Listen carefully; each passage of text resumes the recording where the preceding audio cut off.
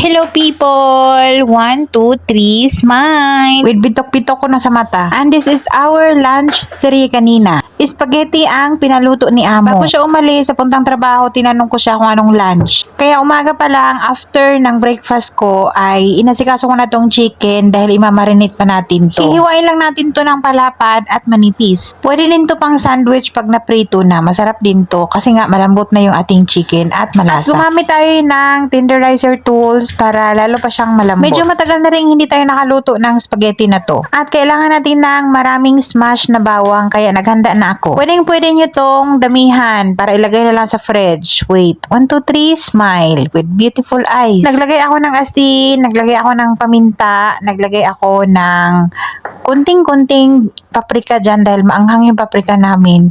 Tapos naglagay ako ng ginger powder. Kung meron kayong fresh, mas maganda. Tapos naglagay ako ng olive oil at yung garlic. Then naglagay ako ng fresh milk. Pwede din ibap yung ilagay nyo.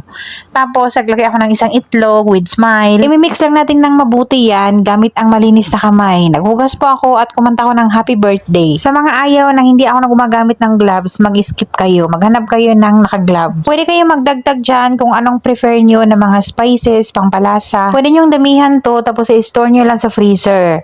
Bali, separate nyo kada balot isang lutuan para hindi siya mahirapan. Tapos, marinate natin yun. Ilagay muna natin sa fridge kasi nga may itlog yun. Ito naman, gawa na tayo ng sauce. Gamit ako ng olive oil. Pwede naman regular oil. Tapos, gisa tayo ng bawang, sibuyas. Gisa-gisa lang yan ng mabuti hanggang lumabas yung mga kaluluwa ng mga yan. Usually, pag gumagawa ako ng spaghetti sauce, biniblender ko tong kamatis. Kaso lang, 1 kalahati lang naman na kamatis yan na malaki. Kaya alanganin na i-blender. So, ginisa ko na pareho since na malalaki din yung gayat ko ng onion para isahang blended na lang. Isahang blender na lang mamaya. Ginisa kong mabuti and then nilagay ko na yung spaghetti sauce in a bottle. Ready to use na yan na spaghetti sauce. Kaso lang, gusto ko lang gisahin yan dito. Pag dito sa bahay, ganyan. Pagka nahalo na siyang mabuti, saka ko yan siya i-blender. Hinango ko at nilagay ko muna yan sa isang bowl dahil ayaw kong ma-scratch yung ating pot. Sayang naman yun. Ito talaga yung dahilan kung bakit na-scratch yung mga pot ko dati. Itong blender na to. I-blend lang natin yan para mawala na yung mga buo-buong kamatis at yung onion para hindi na makita ng mga alaga. Ibalik sa pot, tapos pakuluan natin yan until thick. Nag-add ako ng kunting tubig para masimot natin yung mga spaghetti sauce. Sa pangpalasa, asin, paminta, nag-add ako ng oregano leaves, basil leaves, tapos naglagay ako ng kunting-kunting asukal dyan, mga half tablespoon yun. Pakuluan lang natin yun until mag-thick. Tapos sa kabilang pot, nagpakuloan tayo ng tubig para magpalambot tayo ng pasta. While nakasimmer yung ating sauce at nagluto tayo ng pasta, hugas tayo ng mga makalat. Para pag naluto na yung mga yun, tapos na tayo sa kusina dahil tapos na tayong naghugas. Sa mga oras na yan kasi, hindi pa ako nakalinis ng second floor. So, kailangan kong madaliin yan para makaakyat na ako at makalinis bago ako magsundo ng estudyante. After lumambot yung ating pasta, naglagay tayo ng butter, hindi natin hinugasan yan. Butter po ang nilalagay ko dito. Habang mainit pa, nilagyan natin ng butter. Tapos, halu-haluin. Habang naghalo tayo, nag-add tayo ng dried oregano leaves. Nilagay ko na yan sa serving dish para ready to serve na lang mamaya. Ilalagay ko na lang yan sa microwave para mainit habang nagprito tayo ng chicken. Yung spaghetti sauce, ready na yan. Nakakulo na lang mabuti at tama na yung thickness niya. Tama na rin yung lasa. Kaya pinatay ko na yung apoy dyan, tinakpan at okay na yan. Mamaya, after ako magsundo ng estudyante, initin ko na lang tong mga ito habang nagprito tayo ng chicken. Tapos, i-coat ko na sana sa breadcrumbs yung ating chicken na nakamarinate. Wala na pala akong breadcrumbs. Buti na lang meron pa tayong pinapa-air dry na bread. Ganito ako gumagawa ng breadcrumbs.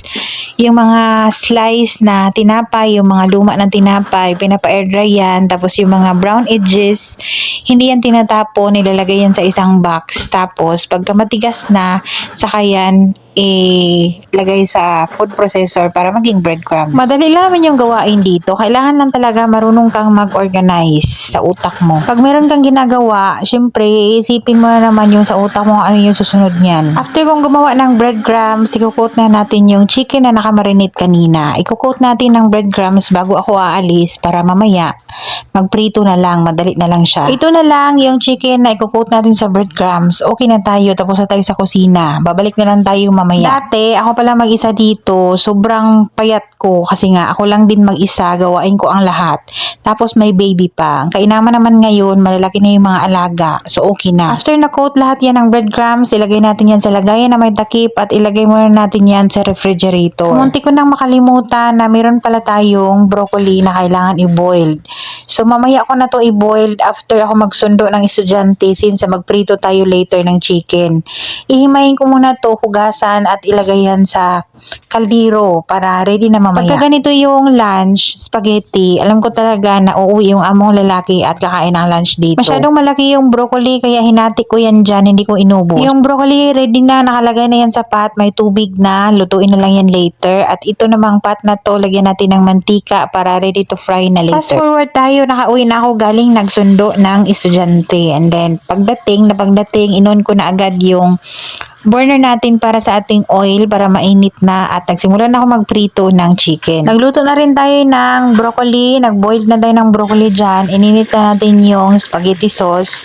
Ito na yung itsura ng ating chicken. Nakainit na rin yung ating pasta, nilagay ko lang yun sa microwave. Yung ating broccoli, half cook lang yan para masarap. Ready na yan to serve. Yung ating mozzarella cheese, tapos init na rin yung ating spaghetti sauce. Yung isang alaga na iniwan ko dito sa bahay habang nagsundo ako, nauna na siyang kumain. Nagprito pala ako kanina ng isang pirasong manok. Ininitan ko lang yan siya ng pasta. Bago ako umalis kanina, kumain na siya kasi nga meron daw siyang dental appointment. So after nagsundo, yung kumain yung tatay at yung dalaga. Baka bukas ito din yung pagkain namin dahil marami pa rin chicken at marami pang pasta. Broccoli, pasta and sauce, tapos yung chicken. Yung aming olive oil na may chili. Dinagdagan ko kasi ng olive oil. Hindi na tuloy maanghang. Tabasco. Tsura ba? Parmesan cheese. Mozzarella sa kanila pero parmesan sa akin. Kain. Parang hindi ako gutom na gutom. Ano ba? Naantok kasi ako. Parang tulog kagabi.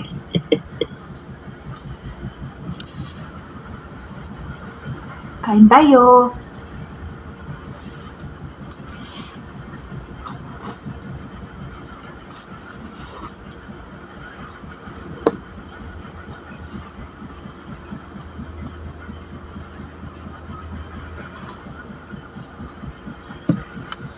Lambot na aking chicken.